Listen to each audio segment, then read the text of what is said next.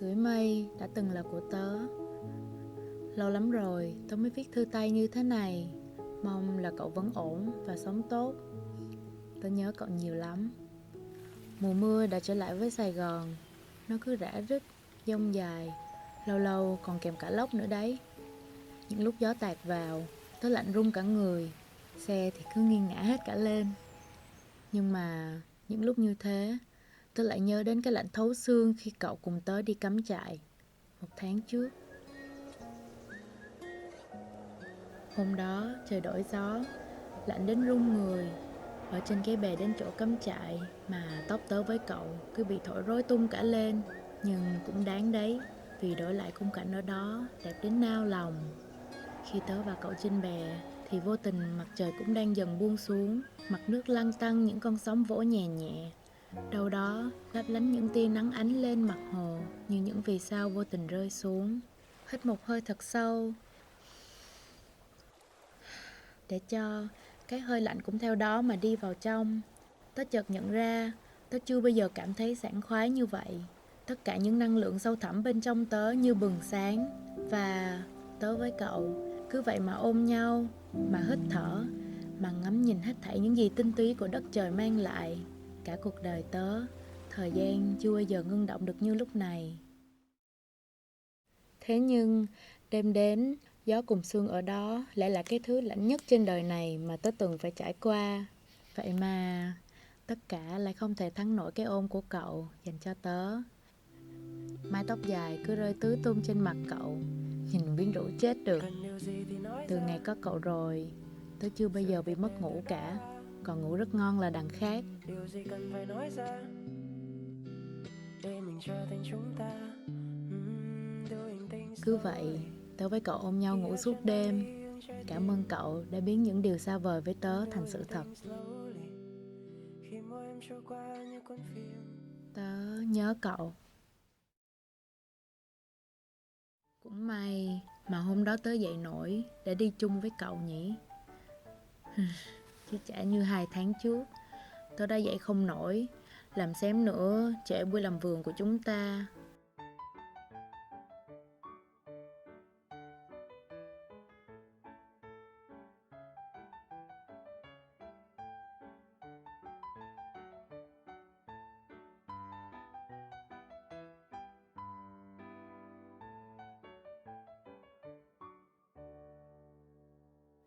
Chả biết mấy giờ nữa. Tớ chỉ biết khi tớ dậy rồi thì mặt trời đã qua đỉnh đầu.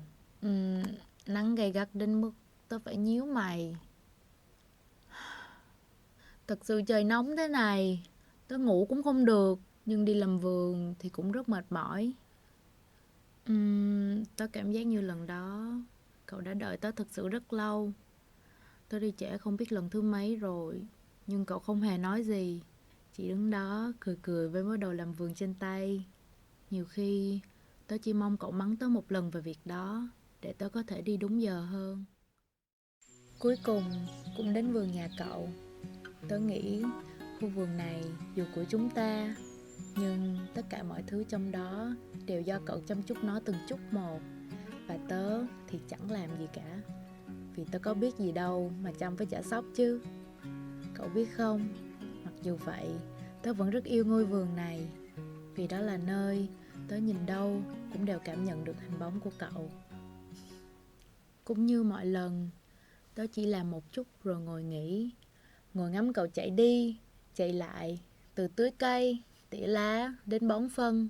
Tất cả cậu đều làm chăm chút và chỉnh chu từng thứ một. Tôi lại ngẩng người ra nhìn xung quanh. Một số cây đã lớn và xanh tươi hơn rất nhiều. Thực sự không phục cậu mảng này.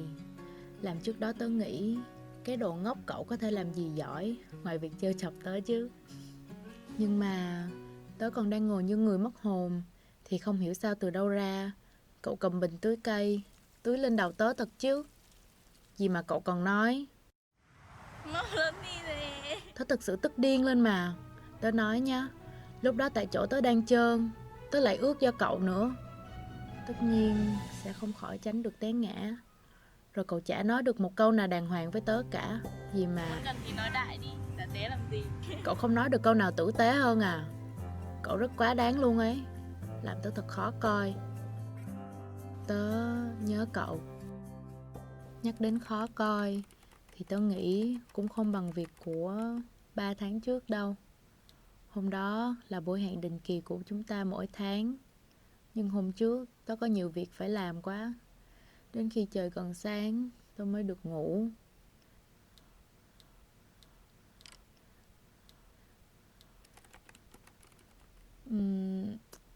Chưa kịp vào giấc nữa là đã bị tiếng inh ỏi của báo thức làm tỉnh dậy. Mà trời ạ, ai lại hẹn nhau đi cà phê vào 4-5 giờ sáng cơ chứ? Giờ đó, đang nhảy lưng tớ nên được dán trên giường, mắt nhắm chặt để ngủ thật ngon. Cậu không biết tớ đã đấu tranh tư tưởng nhiều đến cỡ nào để có thể dậy đâu.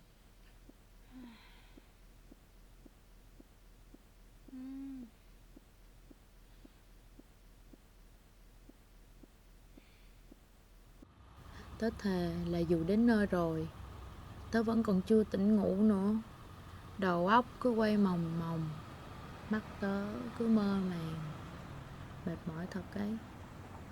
Vậy mà đến nơi, cậu còn chưa đến nữa. Tớ cứ nghĩ như mọi lần, tớ là người đến trễ. Nhưng không, lần này cậu vì đi đâu đó mà chưa tới nữa. Tớ ngồi xuống ghế đợi. Tôi không hiểu sao cơn buồn ngủ lại ập đến, làm tớ ngủ quên lúc nào không hay. Thế rồi trong cơn mê man, tự nhiên cái lạnh như băng từ đâu xuất hiện trên má, làm tớ giật mình tỉnh dậy. Chưa kịp tỉnh táo thì cậu lại xoa đầu tớ, làm cơn buồn ngủ của tớ tự nhiên biến đi đâu mất. Và cậu bỗng nhìn tớ từ trên xuống dưới như một cái máy quét. Rồi đầu ngốc cậu tự nhiên bật cười. Thật khó hiểu mà. Mình lại đi ở quán mà tớ yêu thích nhất. Đúng là có bánh ngọt nên đầu óc tớ cũng tỉnh táo hơn. Lâu lâu tớ cũng nghĩ tớ ham ăn giống heo thật. Chỉ là lâu lâu thôi, chứ không phải thường xuyên như cậu nói đâu. Nhưng mà hôm đó lạ lắm. Không biết sao, từ lúc ở chỗ hẹn đến quán, mọi người cứ nhìn tớ hoài. Rõ ràng là lúc đó tớ kiểm tra kỹ rồi. Mặt tớ làm gì có dính gì đâu chứ. Đến khi nhìn xuống áo tớ, trời ơi, tớ cảm thấy thật xấu hổ. Đã gần 25 rồi mà ra đường còn mặc áo ngược. Đã vậy, tớ với cậu còn mặc áo đôi nữa chứ. Định đứng dậy đi vào nhà vệ sinh thay thì vô tình cấp dưới trong công ty tớ lại chào hỏi. Đúng là ông trời thích dùng con người vào đường cùng mà. Lúc ấy tớ chỉ mong mọi người không ai để ý gì áo tớ. Chứ nếu mọi người mà nhận ra tớ, chắc tớ độn thổ mất. Trò chuyện một hồi với đàn em cấp dưới của mình thì tớ nhận ra cậu đã bỏ đi đâu rồi. Lướt mắt thật nhanh quanh quán để tìm hình bóng quen thuộc, nhưng không thấy. Tim tớ nhói lại một cái. Không biết cậu đã đi đâu. Cái đồ nhẫn tâm. Đi đâu? Sao lại không báo tớ một tiếng chứ? Nhưng đến khi cậu từ nhà vệ sinh bước ra, tớ đã thật sự bật cười thành tiếng. Không hiểu sao cậu lại mặc áo ngược cho khác người giống tớ chứ. Lần đầu tiên cậu làm trò ngu ngốc nhưng không chọc giận tớ. Nhìn cái áo cậu vừa đổi, rồi lại nhìn cái mặt đang cười rất tươi ở đối diện. Tớ tự nhiên đang cười, rồi không hiểu sao nước mắt đã lặng lẽ rơi. Hình ảnh cười tươi của cậu lại nhòe đi trong nước, mờ ảo đến khó phân định đó là con người. Nhưng tớ biết cậu vẫn luôn ở đó, lúc nào cũng vậy, sẽ luôn ở bên cạnh tớ. Tớ thực sự nhớ cậu. Mà này, đồ ngốc ạ, danh sách những điều cậu cần làm cùng tớ trước tuổi 25 đã hoàn thành rồi đấy. Cậu có nghĩ đến lúc cậu trở về với tớ để làm tiếp một danh sách khác không? Hay cho tớ đến với cậu để kết thúc chuỗi ngày cô đơn này được không? Tớ xin cậu. Tớ đã thật sự rất giỏi, đều đặn đầu tháng đến quán quen của chúng ta. gọi những món mà chúng ta đều thích ăn.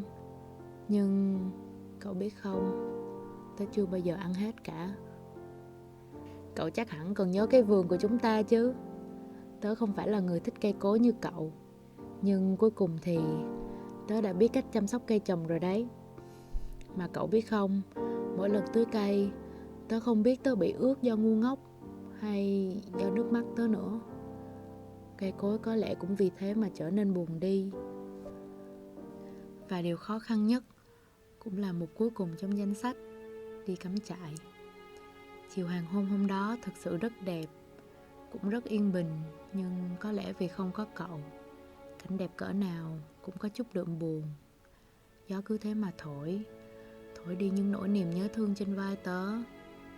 Cậu biết, tớ không giỏi chịu lạnh, cũng như không giỏi vận động, nên cắm trại là một điều gì rất xa vời với tớ. Nhưng thế thì đã sao? Tớ đã làm được. Mọi người chỉ cần một buổi sáng để tìm được địa điểm cắm trại, thì tớ phải đi đến gần chiều mới đến nơi vì đi lạc. Mọi người chỉ cần 1 tiếng để dựng lều, thì tớ đã phải dựng lều đến 2 tiếng, nhưng nó không đứng vững được 10 phút. Tớ đã rất muốn bỏ cuộc, rất muốn đi đến nửa đường rồi trở về, rất muốn bật khóc khi căn lều sụp đổ. Nhưng tớ đã không làm vậy, vì đây là điều cuối cùng tớ làm cho cậu rồi. Tớ sẽ không khóc. Cứ thế nước mắt cứ tràn đầy, rồi tớ lại như cũ, ép nó đi ngược vào trong. Tìm về một nơi gió thôi bên hiên nhà. Tối hôm ấy, trời thì lạnh, gió thì thổi mạnh. Có những lúc nó làm tớ nghĩ cái lều sắp bị thổi bay đi. Tớ đã rất sợ hãi, cũng đã rất mong cậu ở đấy. Tớ cuộn mình trong chăn, tự ôm lấy bản thân, rồi lầm tưởng cậu đang ôm tớ. Tối đó, tớ đã không khóc, nhưng cũng không ngủ. Tớ đang nghĩ về cậu, về tất cả những gì tớ với cậu đã có thể trải qua. Rồi cuối cùng lại tiếc nuối nhận ra rằng những điều đó không bao giờ là sự thật.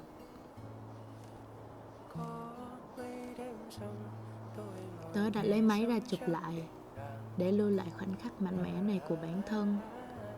Cậu biết không, nếu không phải vì còn hy vọng, có lẽ mọi trái tim trên trái đất này đều đã tan vỡ từ rất lâu rồi mới phải. Tấm hình từ từ được in ra khỏi máy, cũng như hình bóng của cậu dần dần mờ ảo hơn trong đầu tớ. Tấm hình lần này dường như hiện lên rất lâu. Nó để tớ chờ đợi như tớ chờ đợi cậu về vậy.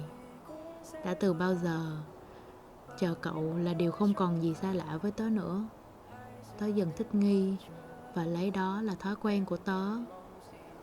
Có thể nếu như không gặp cậu, tớ vẫn sẽ là tớ, sẽ sống an yên như lúc đầu, không phải tuyệt vọng, đau khổ, chờ đợi nhiều như vậy. Nhưng trên đời này làm gì có 2 chữ nếu như. Tấm hình rồi cũng hiện lên. Tấm hình đó là tấm hình cuối cùng của cuộn phim rồi. Nhưng cậu biết không, tấm hình đó cũng như vậy. Có tớ cười thật tươi và không hề có cậu. Cậu biết không, những cuộc đi chơi trước đây của chúng ta, không, của tớ chứ, sẽ thật tuyệt vời biết bao nếu tớ không cần phải tưởng tượng ra cậu. Nào là cậu sẽ làm gì khi tớ mặc áo ngược, rồi sẽ làm gì nếu tớ chẳng biết gì về làm vườn, và cả cậu sẽ làm gì khi cùng tớ ở trên bè. Những lúc ấy tớ thật ngu ngốc nhỉ.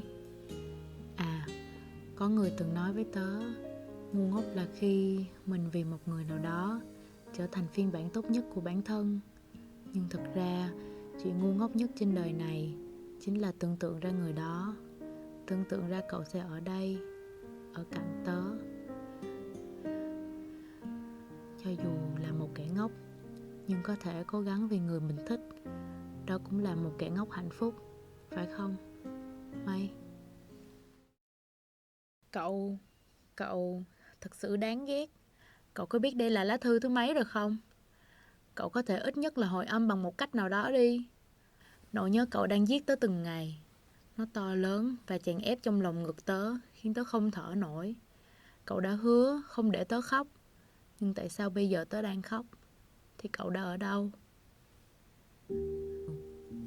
Anh yêu mây và nhớ mây rất nhiều. Hẹn gặp lại cậu khi chúng ta buông bỏ được chúng ta. Cậu cứ đợi tớ nhé. Đợi đến lúc ta gặp nhau lần đầu.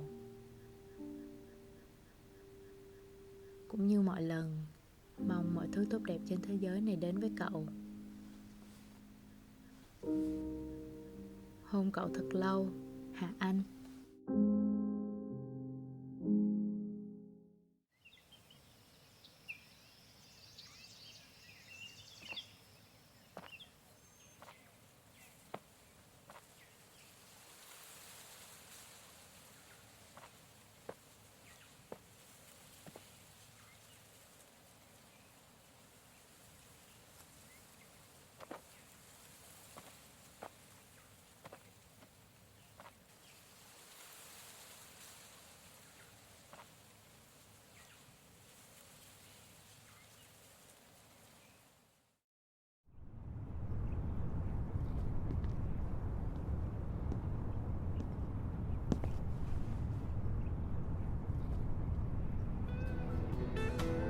Lang thang tôi tìm vội mùi hương quen, lang thang khi phố đã xuống đèn cung. Bao nơi ta đã từng đi qua nay còn vương ký ức. Thương em tôi nguyện thương mãi, thương em dù em bên ai, thương em vì đó là em.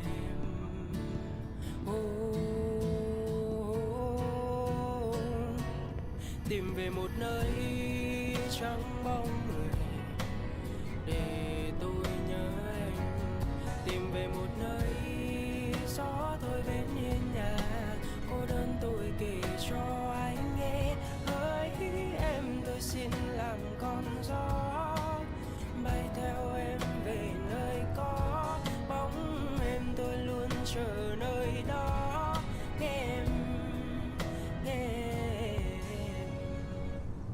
Cũng đã thật lâu chẳng đôi lời, lòng tôi đã vơi. Giờ mình ngồi đây em vẫn cứ như vậy, cô đơn xin để tôi mang